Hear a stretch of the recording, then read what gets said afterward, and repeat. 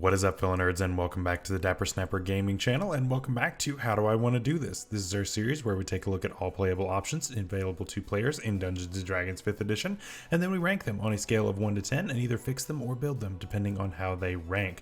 Now this week we are finishing up talking about the Knowledge Domain Cleric, and unfortunately we are having to fix it today because it did not quite rank to our standards, but that is okay. It is a time to talk about this subclass and to figure out how we can make it a little bit better. So let me know what you think down in the comments below, how to fix this subclass, and then I'll give my shot, and I'd love to know what you think. Before you do that though, make sure to leave a like on the video and subscribe if you haven't already. As you can see, most people who watch this channel are not subscribed, so please don't be one of those people. Help us to reach our goal for this year of 1,000. I think we definitely can do that, but I need your help. And then of course click the bell so you're notified anytime new videos are uploaded, and share the video with your friends.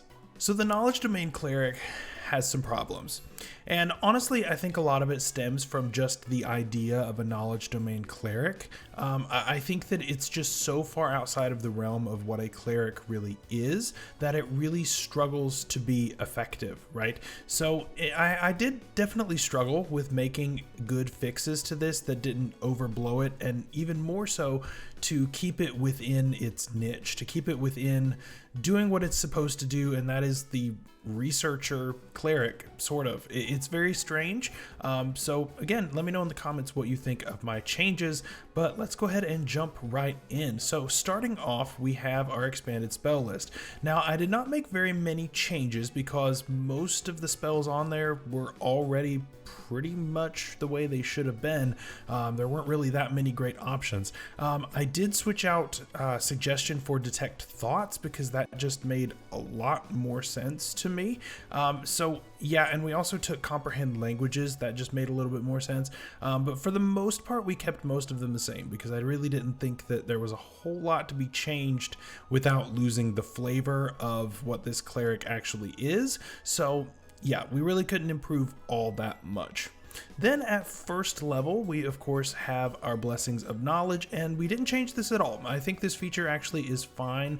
I really didn't think of a great way to improve this feature. I mean, you're getting 2 bouts of expertise at level 1. I really can't improve on that very much, so I just left that one how it is, so that's totally fine. We did add an extra ribbon feature of Astute Scholar, which is pretty cool. Just another little way to add flavor to this, but now you can speed read. That's essentially all this is. You can read 800 words per minute, which is really fast, and retain everything that you read for up to a week, which is really good. So I didn't want to make it as good as Keen Mind, right? Keen Mind is a month being able to remember things, and this doesn't give you necessarily a photographic memory. It is only things that you read. So it's quite specific in what it does, but I think that that's okay. I think that making it specific like this is exactly what makes it pretty nice. By the way, if you haven't checked it out, in the description there is a link to this document that I am using today in case you want to try it out at your table or you want to just read through it. Let me know what you think, so make sure to check that out down below in the description.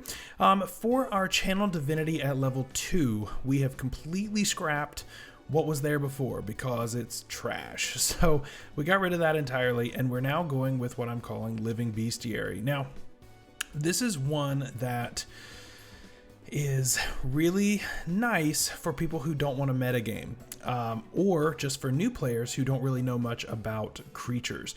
There really isn't a feature in D&D, at least standard, outside of maybe the Cobalt Soul Monk with Extract Aspects, which is not official, but this is kind of similar to that, except you can learn a little bit more about it. So because we're using divine power, I feel like we can dip a little bit deeper into this. And so basically as an action, you can choose a creature that is within 30 feet of you, and you can learn 2 of this list right here. Any 2 of those things about that creature. Now, once we get to level 6 and get a second use of our channel divinity, you could of course blow it and grab 2 others, but you cannot use the final one on there, which is learning whether a stat is higher or lower than 13. You can't use that more than once in one go. Now, why would learning a stat being higher or lower than 13, why would that be useful, right? First of all, it's very metagamey, and I definitely understand that. And so I think a lot of people won't really like this feature, so I'm already predicting that. But I do think that it's useful, right? Because you can now target maybe mental features of, okay, if I force a intelligence saving throw, do they have at least a +1 bonus to this? Is it better to you target this, or is it better to target that? And I think that this can really help you. I think that this can help in combat. I think this can help outside of combat, because this allows you to actually name what creatures are. You can learn the name of a creature, both specific and generic. So basically that is like Droop the Goblin, right? You can learn what its name specifically is, as well as what type of creature it is. So you can learn the type, which would be goblinoid in that case, resistances or immunities, vulnerabilities, condition immunities, that sort of thing. So you learn some important information about the stat block, and maybe you can avoid, you know, using fire on something that's immune to fire later in the battle by figuring that out with this. So I think that it's really cool. Again, this is all about knowledge, and I think this is very useful. This also does see through things like polymorph and illusions and things like that, so that's really cool. And finally, I added the ability to just telepathically tell your friends around you all the information that you find out. Talking is usually a free action at a table, so it doesn't really matter, but this allows it to just be assumed that everyone around you now knows this. I think that honestly this is really nice, because you don't have to necessarily worry about people metagaming at your table, because then your characters in character can learn these things. And so I think it's great for new and old players who already know this stuff, and try to ignore it and try to leave out that they know these things. Now you can learn them in character and you don't have to worry about it. So I think that's really cool. So, you know, people who metagame, not useful. People who don't metagame or just aren't aware of what creatures are or do, or if it's a custom creature, then it's great. Then at 6th level, we also completely changed the channel divinity that we got here, and we're calling it Divine Wisdom. I think this is a huge upgrade to what we got, because we now have Detect Thoughts. So read thoughts is completely useless, and it was already completely useless, so we got rid of it entirely. So instead, we now can use our wisdom modifier in place of intelligence when we make an ability check, which I think is really good. Obviously on most clerics, your dump stat is going to be intelligence. It just doesn't work out usually. But intelligence features are really important to finding out research, right? So they kind of conflict here, and you're going to want to take a higher intelligence. But so you can use a channel divinity usage, and for the next hour, you will have the ability to use wisdom instead of intelligence for all ability checks. And you can now use wisdom instead of strength or dexterity for your attack rolls. So I think that's really nice as well. Helps you to be a little bit more sad, at least for a little while. And I think it just rounds out the kit a little bit better. Instead of necessarily having to take Shillelagh, you can do this just as this cleric, which I think is totally fine. Level 8, of course, potent spell casting does not change, because, you know, every single cleric gets that, so who cares? And then finally at level 17, I changed this to Wellspring of Knowledge. And so we get a couple of really awesome features here that honestly I don't think are that overblown, but I think are really nice. So we get True Sight out to 60 feet, which is really good. It allows us to see through illusions and see through all of these things that may otherwise dupe us, because we're just too smart for that. We don't deal with any of that. We can just ignore it. And we now get one free casting of a divination spell, as long as we know that spell. So that's one thing to keep in mind. It's not just any spell.